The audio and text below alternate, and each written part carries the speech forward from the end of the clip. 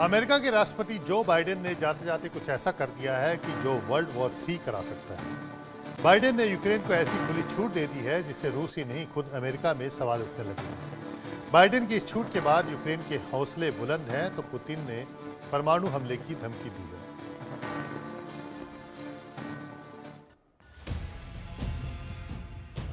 क्या अमेरिकी राष्ट्रपति बाइडेन वर्ल्ड वॉर 3 कराना चाहते हैं? क्या बाइडेन जाते जाते अगले राष्ट्रपति ट्रंप को जंग की आग के बीच छोड़ना चाहते हैं? क्या बाइडेन नहीं चाहते रूस यूक्रेन जंग खत्म कराने को लेकर ट्रंप ने जो वादा किया है वो उसे पूरा कर सके? ये सवाल राष्ट्रपति जो बाइडेन के उस कदम के बाद उठ रहे हैं जो उन्होंने यूक्रेन को लेकर उठाया है। अमेरिकी राष्ट्रपति जो बाइडेन ने अपना पद छोड़ने से 2 महीने पहले एक बड़ा फैसला लेते हुए यूक्रेन को रूस के ठिकानों पर हमला करने के लिए लंबी दूरी की मिसाइलों का इस्तेमाल करने की मंजूरी दे दी है। इन मिसाइलों का इस्तेमाल पश्चिमी रूस के कुर्स्क में रूसी और उत्तर कोरियाई हमलों के खिलाफ यूक्रेनी सेना की रक्षा के लिए किया जा सकता है। अब यूक्रेनी आर्मी टैक्टिकल मिसाइल सिस्टम का इस्तेमाल कर सकेगी। इस मिसाइल का शॉर्ट नेम अटैक देम्स भी है। अटैक देम्स सतह से सतह पर मार करने वाली बैलिस्टिक मिसाइल है जो 300 किलोमीटर तक के लक्ष्य को भेदने में सक्षम है।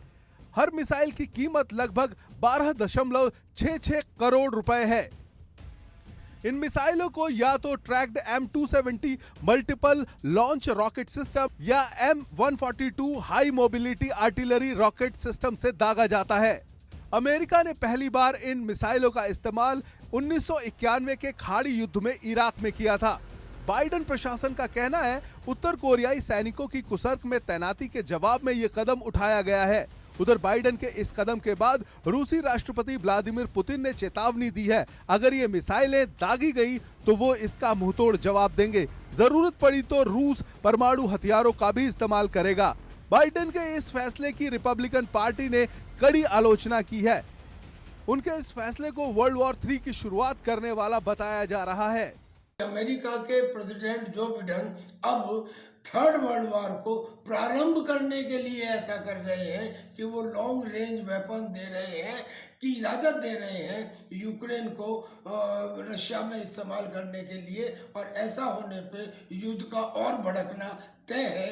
बल्कि नॉर्थ कोरिया ने तो पहले ही कह दिया है कि मैं अपने 1 लाख ट्रूप और भेजूंगा रशिया में, यानी कि एक थर्ड वर्ल्ड वॉर के प्रारंभ की तरफ ये कदम दिखाई देता है। लेकिन सबसे बड़ा सवाल यह है कि बाइडेन के इस फैसले के बाद डोनाल्ड ट्रंप क्या करेंगे? वो कैसे युद्ध की इस आग को और भड़कने से रोकेंगे?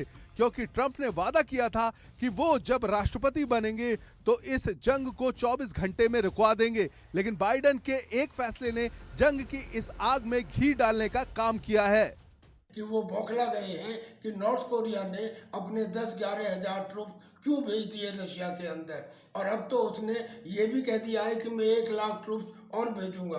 और दूसरा कारण ईगो क्लैश, यानी कि एक तरफ तो डोनाल्ड ट्रंप कह रहे हैं कि मैं रशिया और यूक्रेन में समझौता करवाना चाहता हूं, और उधर इन्होंने और वार को एस्केलेट करने के लिए, ताकि जाते जाते इनकी इमेज एक इफेक्टिव डिसीजन लेने वाले प्रेसिडेंट के रूप में देखी जाए। अगले साल फरवरी में रूस यूक्रेन जंग के 3 साल हो जाएंगे। यूक्रेन नाटो में शामिल होना चाहता है और रूस इसके खिलाफ है। रूस का मानना है नाटो यूक्रेन की आड़ में उसकी सीमा के और करीब आना चाहता है।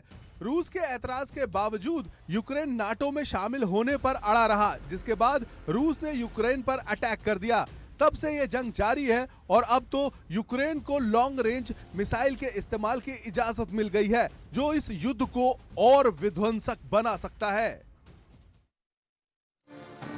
और जो खबर हम बात दिखा रहे थे आपको, जिसके बारे में हम बात कर रहे थे कि यूएस ने यूक्रेन को लॉन्ग रेंज मिसाइल इस्तेमाल करने की इजाज़त दे दी है, और इस खबर के बीच में अपडेट ये है कि यूक्रेन ने रशिया में 6 लॉन्ग रेंज मिसाइल दागी हैं, जिनमें से 5 को गिरा दिया गया और एक की जो डेब्रीज हैं वो गिरी, जिसकी वजह से वहाँ पर आग लगी।